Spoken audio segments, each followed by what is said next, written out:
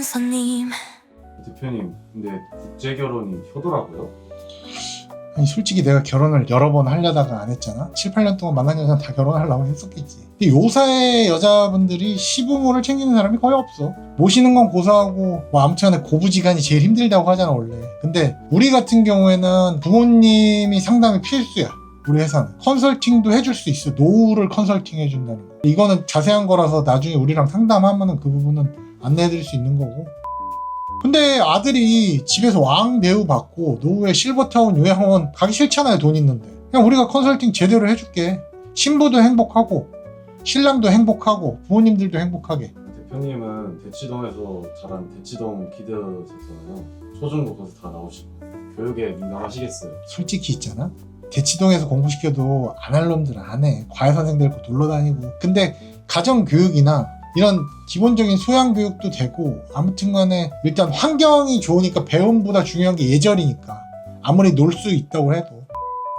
대표님이 한국이 인종차별 심하다고 매번 하시잖아요. 솔직히 봐봐. 일본이랑 우리나라만큼 한민족이라고 할 나라가 전 세계에 없거든. 거부감 있을 수밖에 없어. 일할 사람도 없잖아 요새는. 근데 청담동에 친한 동생네 식당 가보면은 베트남 분들을 서빙을 쓰는 거야. 근데 인식이 아직 그래도 안 좋단 말이야. 근데 어리고 예쁜데 한국말을 잘해? 그러면은 서로 친해지려고 하겠지. 옷도 잘 입고 하면은. 근데 국민성이 좀 그런 거 보면 좀 문제가 있는 것 같아. 근데 애들도 먹고 살만하면은 그냥 스트레스 덜 받게 국제학교 보내면은 아무래도 다문화 지원 같은 것도 있을 거고 괜찮을 것 같아. 한국에 와서 용돈 주는 거를 시부모님이 주라고 한다고요. 그치. 우리는 부모님의 동의하에 결혼을 하니까 신랑은 어차피 생활비를 낼 거 아니야. 그럼 신부 용돈을 뭐 신랑이 준다고 해도 부모님한테 받아가라는 거지. 왜 그러냐면은 그래야지 시부모님을 더 챙기고 예의 바르게 행동할 수 있으니까 아무래도. 와, 근데 그럼 대표님 말처럼 하면은 국결도 돈 엄청 드네요. 이럴 거면 그냥 한국 여자 만나는 게 낫지 않아요? 그럼 각자 생각이 다 다르지.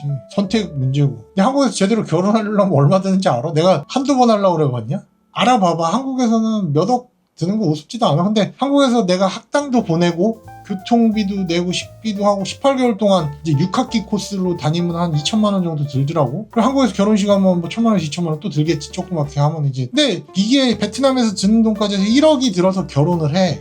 근데 신부가 한국어를 마스터를 해. 그럼 그 사람은 살아가는데 아무 지장이 없잖아 평생. 그러면은 이거는 솔직한 얘기로 투자지. 대표님 어머님은 어떻게 생각하셨나요?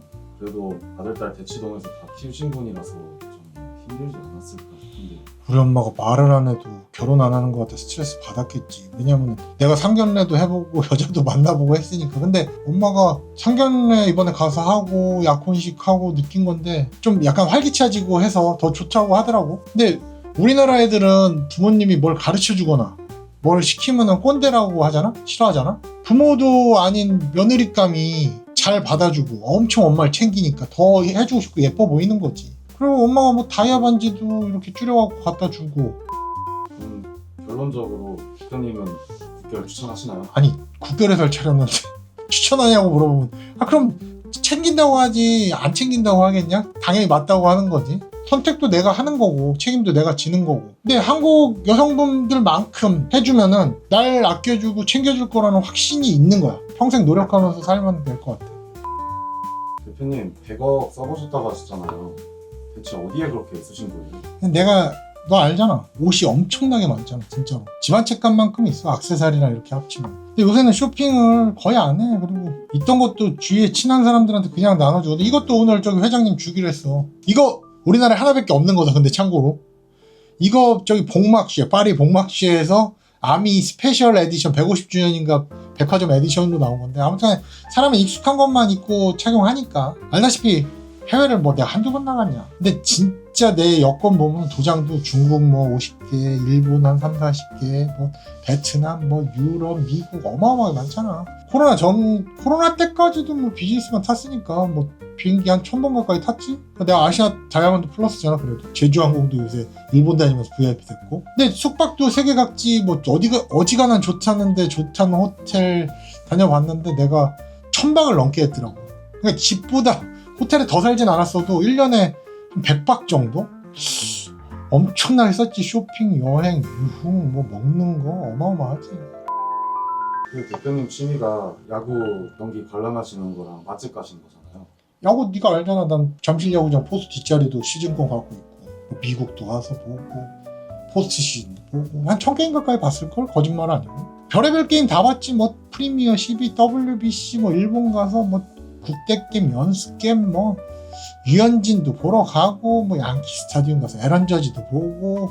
근데 내가 이정우 계약한 날 표를 끊었지. 오탄이랑 하는 게임. 아무튼 엄청 비싸게 샀어, 표도. 근데 내가 간 날 전날 이정우가 다쳤거든. 야구 보는 데다 인생 취미 반절 바쳤지. 내가 제일 빡센 취미로 살았지 뭐. 세상에 제일 고급 취미가 술방, 그 다음에 고급 먹방. 술방이라는 건 와인이나 이렇게 이런 거, 다이닝이나 오마카세. 흑백 요리사도 별거 아니고 진짜 먹는 거 가지고 서울에 집 한 채 이상 강남에 샀겠지. 그 회장님 같은 경우에는 저 반포 한강가에 집 한 채 사서 드셨지. 근데 그만큼 고급 취미야. 근데 요새는 제일 고급 취미는 건물 수집이라고 하더라고. 그래도 그 좋은 일에 기부도 많이 하셨잖아요. 뭐 오른손이 한 일을 왼손이 모르게 하라고 하는데, 사람이 바닥도 찍어보고 하늘 높은 줄도 몰라보고 하니까 그냥 올바르게 사는 게 맞고, 죽으면 끝이고. 당장 너 오늘 오후에 무슨 일이 벌어질지 내 인생을 한 치 앞도 모르는데 내가 국결할지도 몰랐어. 회장님이랑 밥 먹다가 밥 먹으러 가서 얘기하다가 그런 건데 한 치 앞도 모르는 건데, 최선을 다해서 부모님이랑 저기 신랑님들 잘 케어해가지고 행복하게 만들어 드릴게요. 충성! 베트남 백년손님 좋아요, 댓글, 구독, 알림 설정 부탁드립니다. 자세한 사항은 화면 상단의 연락처로 문의주세요.